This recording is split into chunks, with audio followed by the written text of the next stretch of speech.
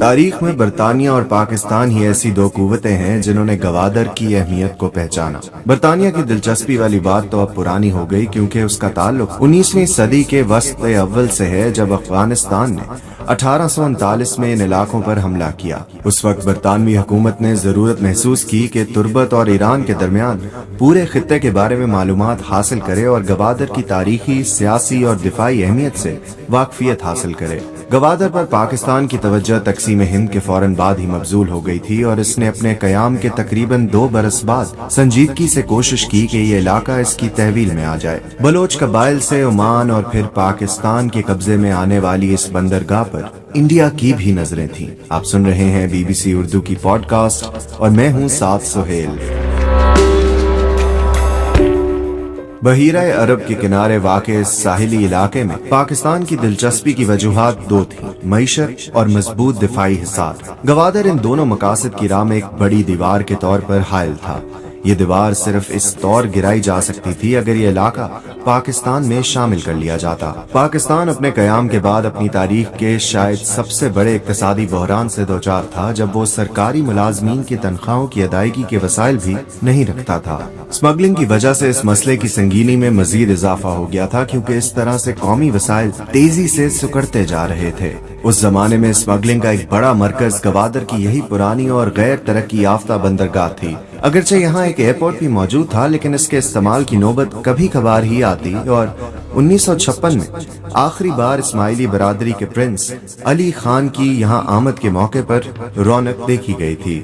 دفاعی عدم تحفظ کے مسئلے سے نمٹنے کے لیے حکومت پاکستان نے مختلف جائزے مرتب کروائے، جن کے بعض منتخب حصے 25 ستمبر 1958 کو پاکستانی اخبار نوائے وقت میں شائع ہوئے۔ اس رپورٹ کے مطابق پاکستان بحیرہ عرب کی اس ساحلی پٹی کے ساتھ ساتھ گوادر کے مقام تک، جو پاکستانی سرزمین کا آخری مقام ہے، ایک سڑک تعمیر کرنے کا ارادہ رکھتا تھا، تاکہ ملک کا دفاع مضبوط بنانے کے ساتھ ساتھ اسمگلنگ پر بھی قابو پایا جا سکے۔ لیکن اس منصوبے کی راہ میں سب سے بڑی رکاوٹ گوادر کی صورت میں حائل تھی، جس پر اس کا کوئی اختیار نہیں تھا۔ رپورٹ کے مطابق یہی سبب تھا کہ حکومت پاکستان نے 1949 میں ہی گوادر کے حصول پر سنجیدگی سے توجہ دینا شروع کی۔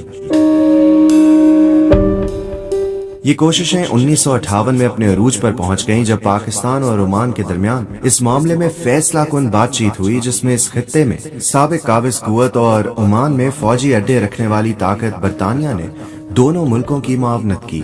یوں اس زمانے کی غیر ترقی یافتہ بندرگاہ پاکستان کا حصہ بن گئی۔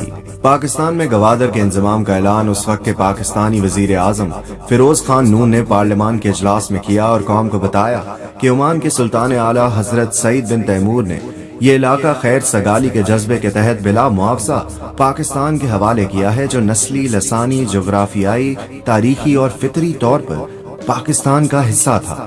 اس کے ساتھ یہ بھی واضح کر دیا گیا کہ آئین کی دفعہ 104 کے تحت یہ علاقہ مغربی پاکستان میں شامل سمجھا جائے گا۔ اسے خصوصی حیثیت حاصل ہوگی، لیکن یہاں کے باشندوں کے حقوق ملک کے دیگر شہریوں کے برابر ہوں گے۔ پاکستان کے طول و عرض میں یہ اعلان ایک بڑی کامیابی کے طور پر سنا گیا، اور ملک کے تمام حصوں میں چراغاں کر کے اس کی خوشی منائی گئی۔ گوادر کی آبادی بھی ان خوشیوں میں شامل تھی۔ عمان سے گوادر کا رسمی طور پر قبضہ حاصل کرنے کے لیے وفاقی حکومت کے سیکرٹری کابینہ آغا عبدالحمید سمندری راستے سے کراچی سے گوادر پہنچے تو وہاں کی مقامی آبادی بندرگاہ پر امٹ پڑی، جبکہ کشتی بانوں اور ماہی گیروں کی ایک بڑی تعداد نے گردن گردن گہرے پانی میں تیرتے ہوئے کروز تک پہنچ کر ان کا استقبال کیا۔ اگلے روز برطانوی قونصل جنرل نے آغا عبدالحمید کو وہ دستاویز پیش کیے جن کے ذریعے گوادر پاکستان کا حصہ قرار پایا۔ اس کے بعد گوادر کے ایڈمنسٹریٹر کی رہائش گاہ پر پاکستانی پرچم لہرایا گیا۔ پاکستانی ذرائع ابلاغ میں بھی اس واقعے کو ملک کی تاریخی کامیابی اور انڈیا کی ہزیمت کے طور پر دیکھا گیا۔ اس سلسلے میں روزنامہ جنگ میں انتہائی دلچسپ کارٹون شائع ہوا، جس میں 2 دروازے دکھائے گئے تھے۔ ان میں سے ایک انڈین ساحلی علاقے گوا کا تھا، جس سے انڈیا کو نکلتے ہوئے دکھایا گیا۔ جبکہ پاکستان کو گوادر کے دروازے سے اندر داخل ہوتے دکھایا گیا۔ پاکستان میں سرشاری کی یہ کیفیت آئندہ تقریباً 2 ہفتے یعنی اس وقت تک جاری رہی جب تک عالمی شہرت یافتہ جرید ٹائم کا آئندہ 22 ستمبر کا شمارہ شائع نہیں ہوا۔ اس میں بتایا گیا تھا کہ پاکستان کو گوادر کا یہ قبضہ جذبہ خیر سگالی کے طور پر بلا معاوضہ حاصل نہیں ہوا، بلکہ اس کے لیے ایک خطیر رقم یعنی 4 کروڑ 20 لاکھ روپے ادا کیے گئے ہیں۔ جریدے نے یہ انکشاف بھی کیا کہ حکومت پاکستان نے سلطان کو یقین دہانی کروائی ہے کہ اگر اس علاقے سے تیل نکالا گیا تو اس کی آمدن میں سے کچھ حصہ انہیں بھی دیا جائے گا۔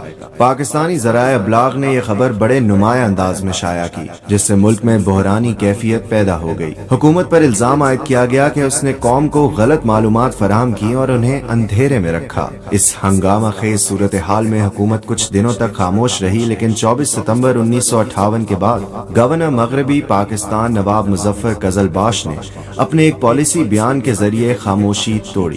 اس سے ٹائم میگزین کی خبر سے شروع ہونے والی بحث کا بھی خاتمہ ہوا اور اس معاملے میں ایک نیا پہلو بھی شامل ہو گیا، یعنی گوادر کے حصول کے سلسلے میں انڈیا کی دلچسپی سامنے آئی۔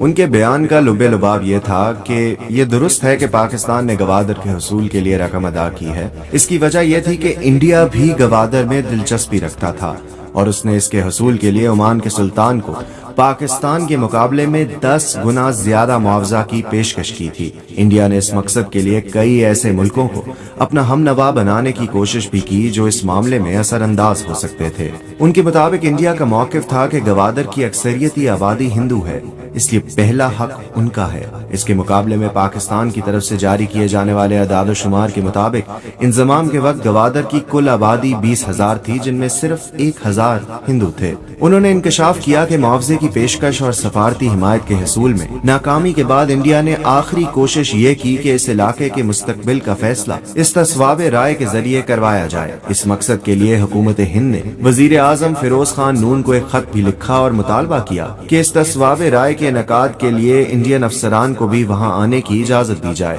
نواب قزلباش کے دعوے کے مطابق حکومت پاکستان نے مطالبہ مسترد کر کے انڈیا کی یہ کوشش بھی ناکام بنا دی۔ گوادر میں انڈیا کی دلچسپی کب اور کیسے پیدا ہوئی؟ اس کی تاریخ بڑی دلچسپ ہے۔ اس کہانی کا آغاز جنوری 1947 کو ہوتا ہے، جب عمان کے سلطان نے یہ محسوس کیا کہ ان کے ملک میں گوادر دور دراز اور بے آب و گیا علاقہ ہے، جہاں کا انتظام برقرار رکھنا ان کی حکومت کے لیے مسائل پیدا کر رہا ہے۔ اس مقصد کے لیے خلیج فاس ریزیڈنسی بحرین نے حکومت انڈیا کے سیکرٹری کو خط لکھا، جس میں سلطان کی طرف سے ریاست کلات کو گوادر کی فروخت کے ارادے سے آگاہ کیا گیا تھا۔ برطانوی حکومت چونکہ بہت پہلے سے ہی اس علاقے میں دلچسپی رکھتی تھی، لہٰذا اس نے پیشکش پر غور کیا، لیکن اس وقت اس کے لیے دوسری عالمی جنگ درد سر بنی ہوئی تھی، جس سے پہلے نمٹنا ضروری تھا۔ چنانچہ فیصلہ کیا گیا کہ اس معاملے کو جنگ کے خاتمے تک ملتوی کر دیا جائے۔ گوادر کی تاریخی اور جغرافیائی حیثیت کے بارے میں حکومت پاکستان کی رپورٹ کے جو حصے شائع ہوئے، ان میں سب سے زیادہ زور اس بات پر دیا گیا کہ ریاست کلات اس علاقے کی کبھی مالک نہیں رہی۔ اس کا ثبوت کئی تاریخی دستاویزات اور ایک برطانوی سیاح میجر جنرل سر چارلز میٹکیف میکگریگر کی 19ویں صدی میں شائع ہونے والی کتاب وانڈرنگز ان بلوچستان سے پیش کیا گیا۔ اس کتاب کے مطابق یہ علاقہ سکندر اعظم کے زمانے سے مکران کا حصہ رہا ہے۔